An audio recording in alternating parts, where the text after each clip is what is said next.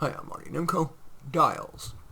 This is a new philosophy and architecture for chatbots that improve responses, user agency, and trust. Chatbots, like ChatGPT, Gemini, and Grok, are criticized for hallucinations, bias, and being answer givers rather than thinking developers. Dials would address all three. Currently, in deciding how to respond, a chatbot makes all the choices, for example, how safe versus frontier to be. Well, let's take a lesson from the old-fashioned radio. You can choose the station, the volume, and on more modern radios, how much to emphasize bass versus treble. After all, few people would buy a radio that was set to one station volume and tone. And yet that's what chatbots do. But imagine that when you wanted to query a chatbot, and next to the Ask Anything prompt, you could accept the default or adjust one or more of four knobs or sliders. Number one, safe to frontier. That's a continuum. Sometimes it's just the facts, ma'am. But other times we may want the freedom to, as they say, think outside the box. Some breakthroughs require novel thinking, although others do derive from a series of incremental improvements that reach the tipping point. Continuum number two, it remembers you on one end completely, and on the other end of the continuum you get a completely fresh start. That gives the user the option to build on their previously revealed ideas and even personality, or they can think, for example, I don't want to be saddled with my past interactions. Continuum number three, knob number three, slider number three, whatever you want to call it. Supportive on one end, confrontive on the other. At times we're all more in need of comfort than challenge, or vice versa. And the fourth slider or knob is the chatbot's confidence it's being accurate.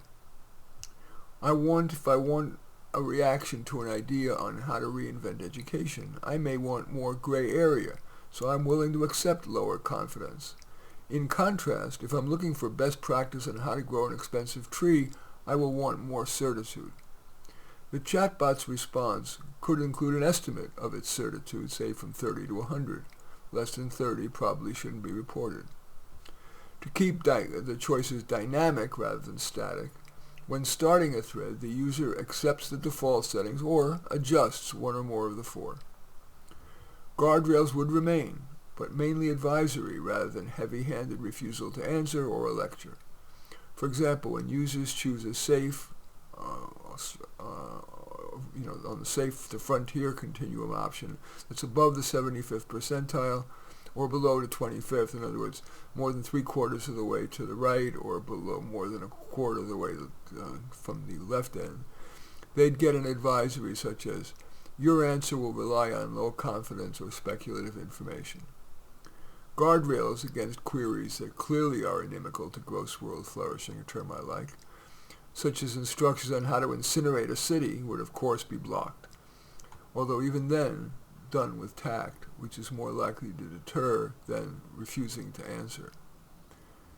The benefits of dials. Users get more customized answers. The increased agency increases the trust in the response. Users feel greater control over the big brother entity that LLMs, chatbots are. Dials allow fresh ideas rather than be an echo chamber. Dials reduce bias. Chatbot tuning now is done by a surprisingly small number of people, and from a narrow band, mainly San Francisco elite-educated 20-somethings. Dials make it easier for users to experiment, trying different settings and in turn more active thinking than passive acceptance of a chatbot's response. This model makes the guardrails more transparent. From the company's standpoint, some risk is transferred from the company to the user. The first company that incorporates dials would have a distinct differentiator from its competitors. Of course, dials would be pilot tested, evaluating user satisfaction, and expert review of the answers for quality, errors, and risk-reward.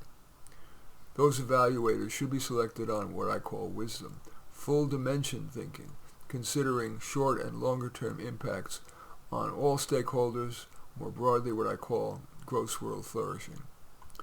To accommodate the company's level of desire for innovation, it could choose to pilot only some of the dials. In sum, what is dials? It's more than a suggestion for a user interface feature. It's a new philosophy and in turn architecture that would undergird a more democratic, user-centered experience that more accurately titrates risk-reward while reducing companies' undue risk. In any event, that's dials. As usual, I welcome your thumbs up and accept your thumbs down. I always look forward to your comments and especially like it if you hit the share button below. Share on your social media so that my efforts can have broader impact. And I am flattered if you choose to subscribe to my channel, and certainly would welcome you taking a look at any of my 36 books. Perhaps most relevant to this is Thought Experiments, but all 36 are on Amazon. In any event, I thank you for watching. I am Marty Nemko.